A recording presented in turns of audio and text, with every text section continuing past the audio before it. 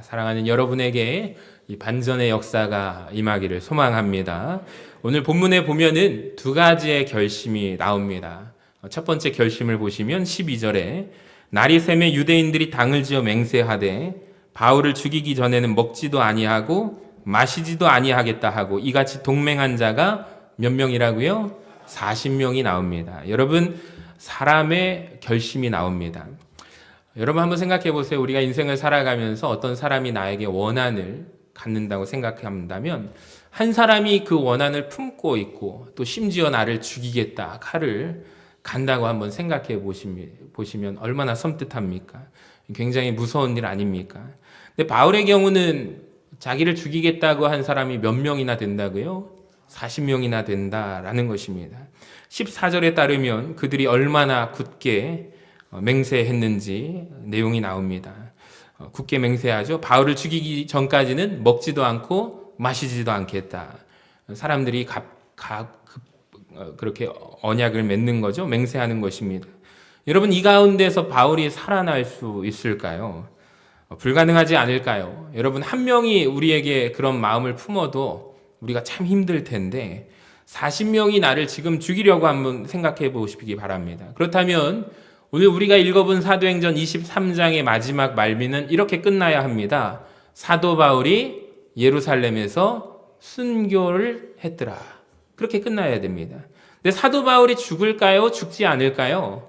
그가 죽지 않습니다. 왜냐하면 오늘 본문에는 사람의 결심 말고 또 한 분의 결심이 나오기 때문입니다. 그분은 누구의 결심이죠? 따라합시다. 하나님의 결심이에요. 11절을 우리 같이 한번 읽어봅니다. 시작. 그날 밤에 주께서 바울 곁에 서서 이르시되 담대하라. 내가 예루살렘에서 나의 일을 증언한 것 같이 로마에서도 증언하여야 하리라. 아멘. 여러분, 할렐루야.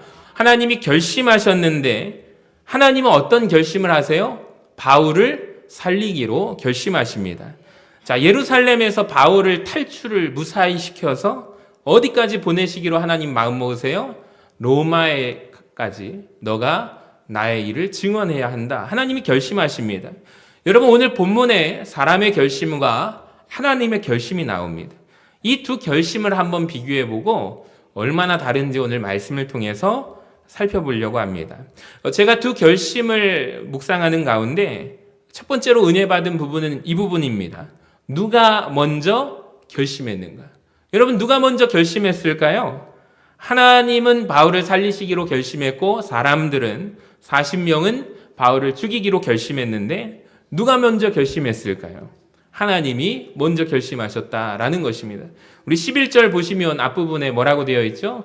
노란 글씨 읽어볼까요? 시작. 그날 밤에. 성경은 일부러 우리에게 시간을 알려주죠. 12절 앞부분을 보니까 또 뭐라고 되어 있어요? 날이 새매라고 되어 있습니다. 그러니까 앞에 시간의 선후관계가 분명하죠. 저는 이게 참 너무 은혜가 되는 거예요. 여러분, 누가 먼저 결심하셨어요? 하나님께서 먼저 결심하셨다라는. 사람들 40명은 바울을 죽이겠다 결심하기 이전에 하나님이 바울을 먼저 그를 살리시기로 하나님이 결심하셨다라는 거예요. 여러분, 사도행전 23장에 오늘 우리가 읽어본 이 말씀은요, 여전히 지금도 벌어지고 있다는 것을 아십니까? 사탄이, 어두움의 영이 사도 바울만 넘어뜨리고 죽이려고 하는 것이 아닙니다. 하나님을 믿는 하나님의 자녀들, 하나님의 백성들을 다 죽이고자 합니다. 여러분, 그 옛날 40명이 결심했던 이 어두움의 영 사탄이, 사람들의 마음을 격동시켰던 이 사탄이 지금 쉬고 있을까요? 아닙니다. 지금도 여전히 일하고 있죠. 제 말이 아니라 성경이 그렇다고 말씀을 하거든요. 우리 베드로전서 5장 8절을 같이 한번 읽어봅니다. 시작. 근신하라 깨어라 너희 대적 마귀가 우는 사자같이 두루 다니며 삼킬 자를 찾나니. 여러분, 여기 보시면 근신하라 깨어라. 마귀가 우는 사자같이 여전히 지금도 쉬지 않고 두루 다니면서 뭘 한대요? 삼키려고 한다. 우리를 삼키려고 한다. 그렇기 때문에 우리는 근신하고 깨어 있어야 한다라는 것입니다. 여러분, 사탄은 그렇습니다. 삼킬 자를 찾습니다. 죽일 자를 찾는다라는 것입니다. 여러분, 혹시 내가 신앙생활 하면서 요즘에 내가 참 신앙생활 하면서 마음에 여유가 넘치고 참 몸이 편하다라고 한다면 여러분 그거 잘못된 것입니다. 우리의 신앙생활은 불편해야 삽니다.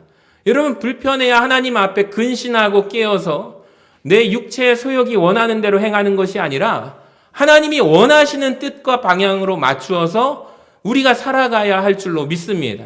얼마 전에 수요 기도회 때 비가 계속 며칠 동안 주룩주룩 왔잖아요. 부활절이 지나고 교회 꽃이 펴가지고 하나님 너무 예뻐요 하고서 제가 감상을 하기도 잠시 그 다음날 또 비가 막 쭉쭉 내리는데 이 꽃이 다 피지도 않았는데 다들 수요일쯤 되면 만개가 될 것 같아요 목사님 해서 기대가 됩니다 그랬더니 계속 비가 막 주룩주룩 오면서 꽃이 다 떨어지는 거예요. 제가 얼마나 많이 아쉬워했는지 아십니까 여러분? 근데 수요 기도회 때 세상에 반절이 전멸을 해버렸어요. 할렐루야. 왜 그런가 봤더니 학생들도 한 명도 안 나왔어요. 그날따라 메시지가 학개서를 들어가면서 우리 다음 세대를 위해서 축복합시다. 제가 그걸 준비해 왔는데 세상에 여기 반절 두 분단만 남고 싹 전멸이에요. 왜 그런가 봤더니 비가 와가지고 학생들이 집에서 잤다네요. 할렐루야. 비가 와가지고 몸이 안 좋아서 그날은 쉬었다네요. 어쩐지 실시간 유튜브 예배가 보통 그 시간에 되면 한 두 분, 세 분 들어와 있는데 열 몇 분이 막 들어와 있는 거예요. 다 집에서 예배를 드리고 계신가 봐요. 여러분 그러면 안 됩니다. 육체의 소욕이 원하는 대로 가시면 안 됩니다. 나의 신앙이 지금 몸이 편하다 한다면 여러분 내 신앙에 지금 적색불이 들어와 있는 거예요. 그래서 우리 교회가 중직자 선출 기준을 발표하고 여러분 우리가 신앙생활은 하나님이 원하시는 대로 살아가기로 여러분 결단하고 우리 마음을 다짐하시기를 바랍니다. 여러분 근신하라 깨어라. 우리가 깨어있지 않으면 삼켜지기 때문입니다. 여러분 삼켜지지 마시기를 바랍니다. 사탄은 죽이는 영입니다. 삼킬 자를 찾고 죽일 자를 찾습니다. 우리를 낙심하게 하고 좌절시키고자 결심했기 때문에 모든 방법과 수단을 다 동원합니다. 여러분 오늘 본문에서처럼 사람들의 마음을 격동시키고 환경을 어렵게 만들고 우리를 삼키고자 합니다. 여러분 그런데 감사한 것은 무엇이에요? 사탄은 우리를 죽이려고 하지만 그보다 먼저 누가 우리를 살리세요? 하나님께서 우리를 살리신다라는 거예요. 하나님께서 저와 여러분을 보호하시기로 결심하셨음을 믿으시기를 바랍니다. 예수님이 저와 여러분을 지키신대요. 예수님이 저와 여러분을 보호하신대요. 결심하시고 선언하십니다. 요한복음 10장 28절을 보세요. 내가 그들에게 영생을 주노니 영원히 멸망하지 아니할 것이래. 또 그들을 내 손에서 빼앗을 자가 없느니라. 할렐루야. 29절에 그들을 주신 내 아버지는 만물보다 크십니다. 아무도 하나님의 손에서 뺏지 못하게 하십니다. 여러분 사탄이 우리를 멸망시키기로 결심하기 전에 하나님은 우리를 살리시기로 결심하셨음을 여러분 우리가 눈을 들어 바라볼 수 있기를 원합니다. 또 한 가지 여러분 묵상하면서 깨달은 것은 이 본문에 등장하는 두 가지의 결심 중에 어떤 결심이 더 강력합니까? 이것이죠. 얼핏 보면 숫자로 보면 사람들 40명의 결심이 다 강해 보입니다. 이들이 하는 말을 들어보십시오. 무시무시합니다. 바울을 내가 죽이기 전에는 먹지도 않겠다. 마시지도 않겠다. 여러분 한 끼만 금식해도 아니 하루 이틀만 금식해도 얼마나 힘듭니까? 우리가 물만 하루 동안 안 마셔도 얼마나 힘듭니까? 갈증이 타서 여러분 참을 수가 없습니다. 근데 이들이 사람으로 결단할 수 있는 어마어마한 결심을 하는 거예요. 내가 그를 죽이기 전에 먹지도 않으리라. 마시지도 않으리라. 그러니까 인간이 할 수 있는 최고의 결심을 최고치의 결심을 한 거예요. 굳은 결심 아닙니까? 여러분 근데 이 결심이 오래 갈까요? 오래 가지 못해요. 성경을 보니까 이들이 결국에 바울을 죽입니까? 죽이지 못합니까? 죽이지 못하죠. 자 그렇다면 밥을 안 먹었을까요? 물도 안 마셨을까요? 그럴 리가 없습니다. 여러분 결심을 아무리 굳게 하였어도 아마 시간이 지나면서 바울의 살인 계획은 미수가 되고 그쳤고 흐지부지 됐을 거예요. 인간의 결심은 여러분 이와 같습니다. 한계가 있어요. 하나님의 결심은 어때요? 바울을 살리겠다 결심하신 하나님의 결심은 변하지 않습니다. 결국에 그를 기어이 살려내시고 로마까지 보내심을 믿으시기를 바랍니다. 그러니까 세상의 결심과 하나님의 결심 중에 어떤 게 더 강해요? 하나님의 결심이 강하다. 여러분 사람의 결심 대단하지 않아요. 하나님의 결심이 대단합니다. 이사야서 보면은 변하지 않는 하나님의 결심이 나옵니다. 정말 아름답게 표현하고 있는데 같이 읽어볼까요? 49장 15절 시작. 여인이 어찌 그 젖먹는 자식을 잊겠으며 자기 태에서 난 아들을 긍휼히 여기지 않겠느냐? 그들은 혹시 잊을지라도 나는 너를 잊지 아니할 것이라 내가 너를 내 손바닥에 새겼고. 아멘. 참 아름답지 않습니까? 제가 아기를 키우면서, 제가 키운 건 아니죠. 저는 잤으니까요.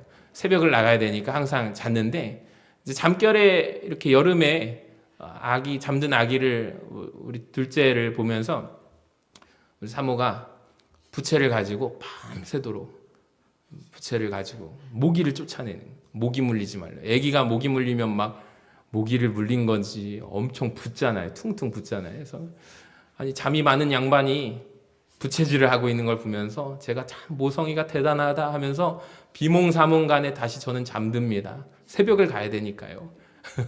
그래서 이제 그랬는데 참 엄마의 사랑이 엄청나게 크지 않아요. 근데 이제 신방을 가다 보면은, 병원 신방을 갔을 때 이런 경우를 참 봐요. 그렇게 애지중지 엄마들이 자녀들을 키웠잖아요. 그래서 아들이 어머니 병간호를 하고 계시는데 어머니가 이제 연로하시니까 기억력이 깜빡하시는 거예요. 치매가 오셨네. 그러니까 아들을 보면서 이런 말을 하는 거예요. 당신 누구냐고. 누구세요? 라고 하는데 아들이 눈물을 쏟으면서 어머니 저예요? 라고 하는데 어머니가 기억을 못해요. 그러니까 사람은요, 여러분, 부모 자식 간이라도 시간이 지나면 영원히 잊지 않는다. 거짓말입니다. 잊어버릴 수 있습니다. 우리는 연약하잖아요. 치매 걸리면 그런 경우를 참 많이 봅니다. 어쩔 수 없는 거잖아요. 우리의 한계입니다. 근데 하나님은 어떻대요? 혹 인간은 잊어버렸을지라도, 부모는 너를 잊어버렸을지라도 나는 너를 잊지 않는다. 할렐루야. 내가 너를 내 손바닥에 새겼고. 우리 온 세대 통합 예배 때 어느 기관에서는 암송을 한다고요. 우리 성도들 다시 한번 이 말씀 외웠으면 좋겠어요. 한번 같이 읽어봐요. 이사야서 49장 15절 시작. 여인이 어찌 그 젖먹는 자식을 잊겠으며 자기 태에서 난 아들을 긍휼히 여기지 않겠느냐? 그들은 혹시 잊을지라도 나는 너를 잊지 아니할 것이라 내가 너를 내 손바닥에 새겼고. 사랑하는 여러분, 암송하시기를 바랍니다. 하나님의 결심이 사람의 결심보다 먼저고 강력하다는 것을 기억합시다. 그러니까 성경에 보시면 곳곳마다 나오는 게 이 두 가지의 결심의 싸움이에요. 동일하죠. 먼저 사울 왕 아십니까? 이스라엘의 초대 왕이 누구를 죽이고자 결심하냐면 다윗을 죽이고자 합니다. 말씀에 보니까 다윗이 인기가 높아져요. 어느 날 사람들이 이런 말을 해요. 사울이 죽인 자는 천천히요, 다윗이 죽인 자는 만만히로다. 자, 이때부터 사울 왕이 누구를 집중하게 보고 시작해요? 다윗을 바라보고 주목하기 시작합니다. 왜 주목할까요? 저 다윗을 죽이려고 합니다. 여러분, 나라의 왕이 한 사람을 죽이려고 하면 얼마든지 죽일 수 있습니다. 40명의 결심과 비교가 되지 않습니다. 한 나라의 군사력을, 힘을 가진 사람이기 때문입니다. 왕이 죽이겠다는데 어떻게 살아날 수 있겠습니까? 여러분, 그런데 놀라운 것은 사울이 다윗을 죽입니까? 못 죽입니까? 못 죽이죠. 왜 그럴까요? 이유는 간단해요. 하나님이 다윗을 이스라엘의 왕으로 세우시기로 먼저 결심하셨기 때문에 사람이 결심해도, 사울이 결심해도 다윗을 죽이지 못하는 거예요. 이스라엘의 왕으로 세우시고자 하신 결심은 먼저 나옵니다. 사무엘상 16장에 나오고, 사울 왕의 결심은 그 뒤에 나오는 것이죠. 먼저 앞서서 하나님의 결심이 있었기 때문에 그가 죽이지 못합니다. 엘리야도 마찬가지죠. 엘리야 선지자를 이세벨 여왕이 죽이려고 했습니다. 여러분, 내일까지 죽이겠다. 내가 엘리야를 찾아서 내일까지 죽이리라 결심합니다. 무서운 이야기죠.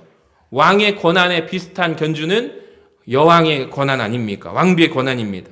근데 이세벨이 죽여요? 못 죽여요? 못 죽입니다. 하나님이 엘리야를 살리시기로 먼저 결심했기 때문입니다. 여러분, 우리는 엘리야가 어떻게 이 세상을 떠났는지 알고 있습니다. 하나님의 계획을 알고 있습니다. 죽음을 보지 않고 불말과 불병거와 함께 하늘로 들림받은 사람이 엘리야 아닙니까? 하나님의 신비한 계획이 먼저 있었기 때문에 이세벨이 죽이지 못하는 거예요. 또 다니엘의 세 친구, 우상 숭배하지 않았다고 해서 모든 사람들이 그를 죽이고자 풀무불에 뜨겁게 집어넣습니다. 못 죽입니다. 다니엘을 사자굴에 집어넣습니다. 사자들이 다니엘을 해치지 못합니다. 먼저 하나님이 그들을 살리고자 하는 하나님의 결심이 있었기 때문에 사람의 결심이 이기지 못하는 것이죠. 예수님도 마찬가지입니다. 헤롯 왕이 아기들을 2살 이하의 아기들을 다 죽여라 라고 했을 때 왕의 권한을 가지고 예수님을 죽이려고 했지만 예수님을 죽이지 못합니다. 하나님의 계획은 무엇입니까? 우리를 구원하기 위하여 예수님이 십자가 지고 못 박히시는 것이 하나님의 계획이기 때문에 여러분 못 죽이는 것입니다. 여러분 성경은 이와 같습니다. 사람의 결심과 하나님의 결심 가운데 우리가 눈을 들어서 하나님의 결심이 더 위대함을 바라보시기를 바랍니다. 그래서 하나님의 역사는 반전의 역사다라는 거예요. 여러분 하나님은 얼마나 멋지게 일하시는지 모릅니다. 오늘 본문에 보시면 사도 바울을 살리시는데 하나님이 반전의 역사, 드라마 중에서도 반전이 있는 드라마가 참 인기가 많잖아요. 반전 역사를 쓰십니다. 23절을 한번 보세요. 눈으로 따라오시기 바랍니다. 천부장이 백부장 둘을 불러 이르되 밤 제3시에 가이사랴까지 갈 보병 200명과 기병 70명과 창병 200명을 준비하라 하고, 한번 계산을 잘 하시는 분들은 보시면서 계산을 해보시기 바랍니다. 또 바울을 태워 총독 벨리스에게로 무사히 보내기 위하여 짐승을 준비하라고 명령하시죠. 여러분 지금 사도 바울의 신분이 뭘까요? 18절에 보면 뭐라고 되어 있죠? 죄수 신분입니다. 바울은 죄수의 신분입니다. 근데 이 죄수 바울이 예루살렘에서 로마로 호송되는 과정에 군대가 동원되게 되는데요. 몇 명이죠? 오늘날로 표현되면 470명의 경호원이 붙게 되는 거예요. 군인이 붙게 되고, 말이 요즘에 자동차라고 한다면 방탄차 같은 자동차가 71대가 동원된 것입니다. 기병 70명과 사도 바울이 탈 말까지 준비하잖아요. 여러분 길에 지금 매복하고 있는 사람들 몇 명이죠?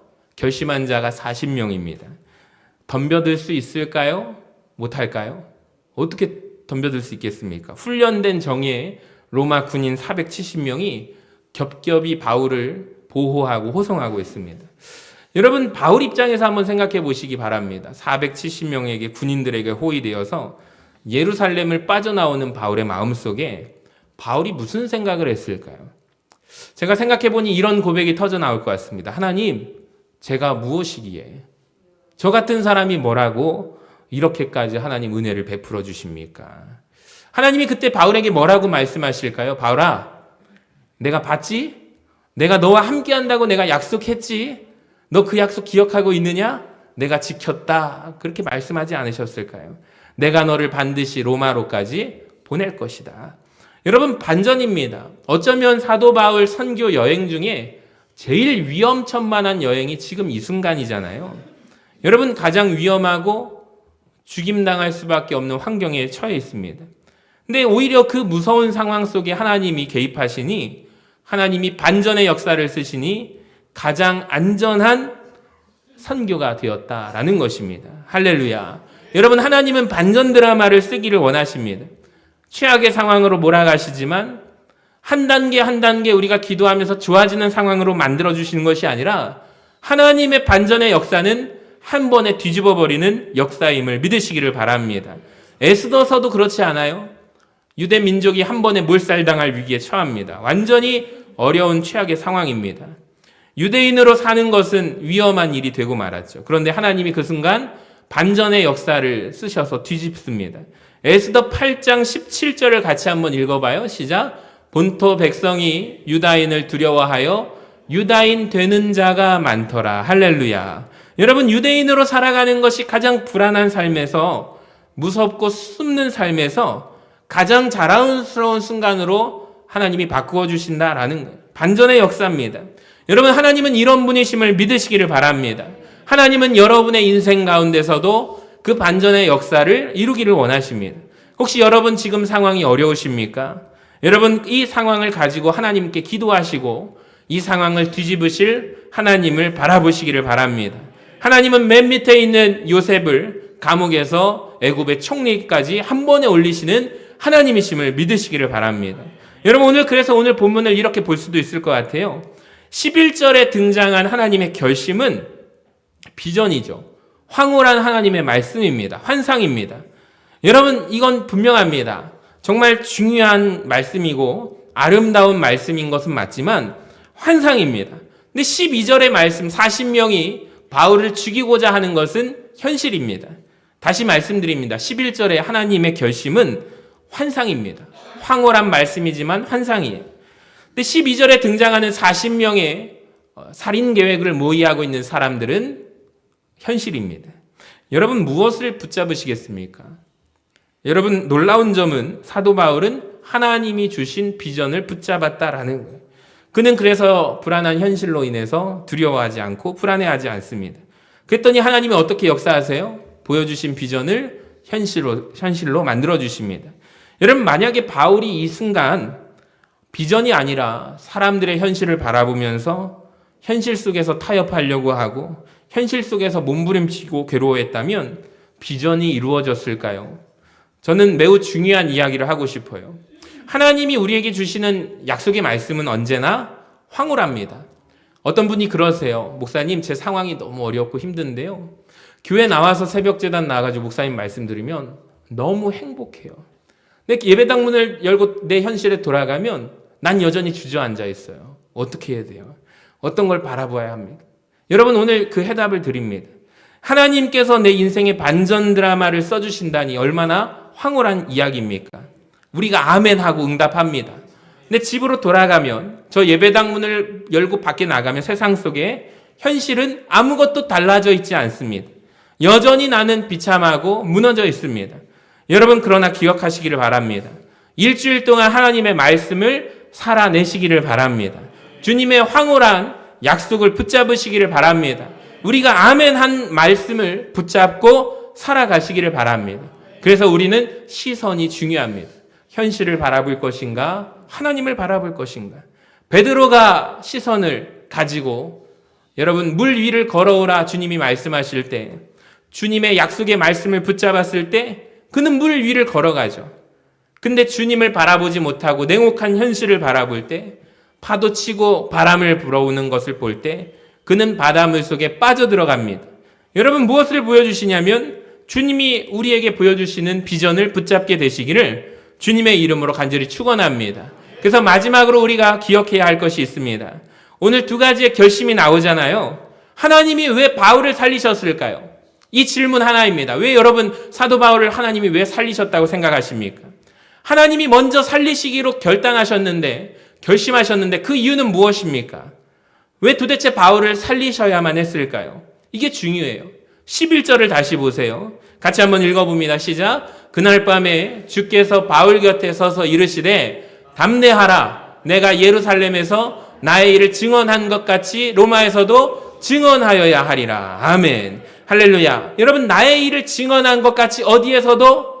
로마에서도 너는 증언해야 된다라는 거예요. 이것이 바울을 살리신 이유라는 것을 기억하시기를 바랍니다.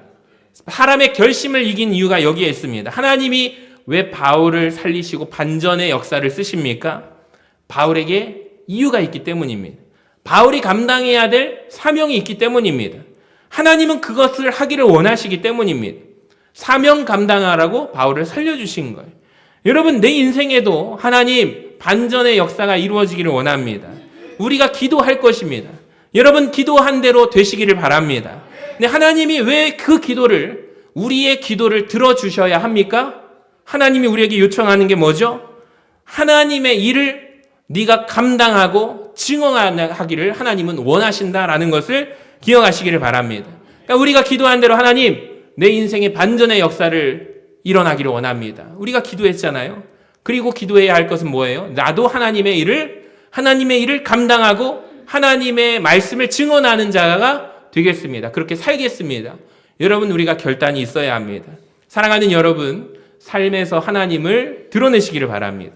잊지 마시기를 바랍니다. 내 삶 가운데 하나님이 역사하시면 내가 반드시 하나님의 일을 하겠습니다. 하나님의 일을 감당하겠습니다.